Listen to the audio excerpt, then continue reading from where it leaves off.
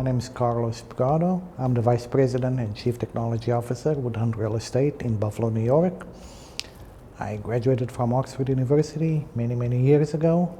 I've been working as in the industry field for close to 30 years now, and real estate's been a challenge. The reason I'm a part of RESO is that many years ago when I first joined the real estate industry, one of the biggest challenges we had was the fact that there were no standards. It was pretty much like being in the Wild West.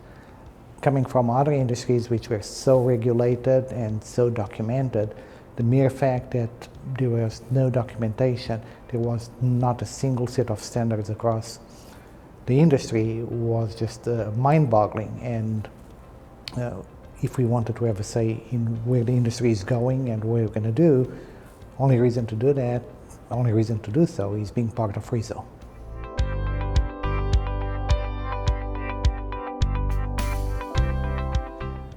The key question was which work groups am I involved in RESO? There were lots of different options. I kind of decided to join the ones I'll be more familiar with, given my background, which was the data dictionary and the unique identifier.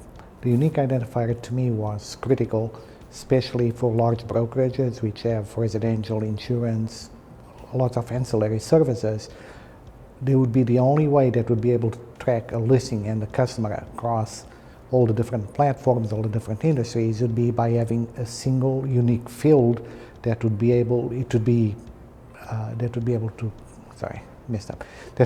identifiable right across all different platforms and silos. The data dictionary, it's fascinating because the US is probably such a large country with so many varieties. Buffalo, New York, where I live, it's so different from San Diego, California, where we are right now.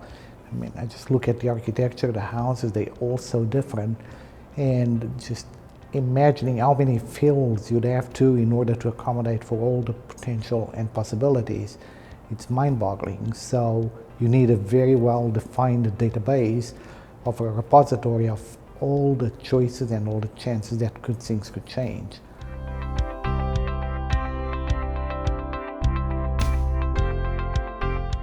How to convince the owners to spend time at RESO, it was actually very simple.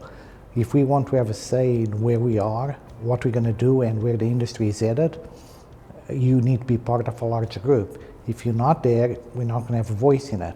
If we don't have a voice in it, you can complain that we are not part of it. In what we want to do, if things don't go our way, we know where things are headed and we can plan and adjust accordingly.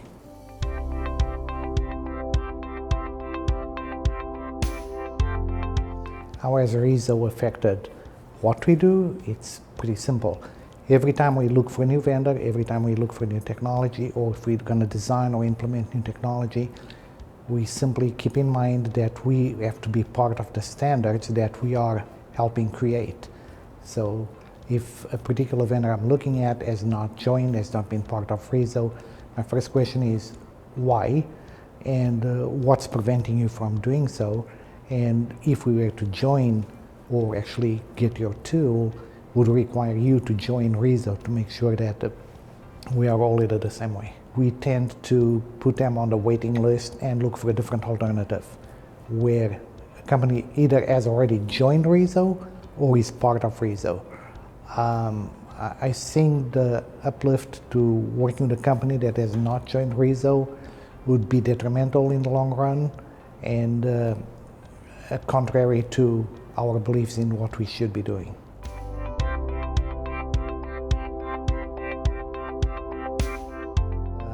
Every time I come to a RESO conference, there's a ton load that I learn, and I also find a lot of new vendors that I wasn't even aware with slightly new platforms that probably is the way we should be headed.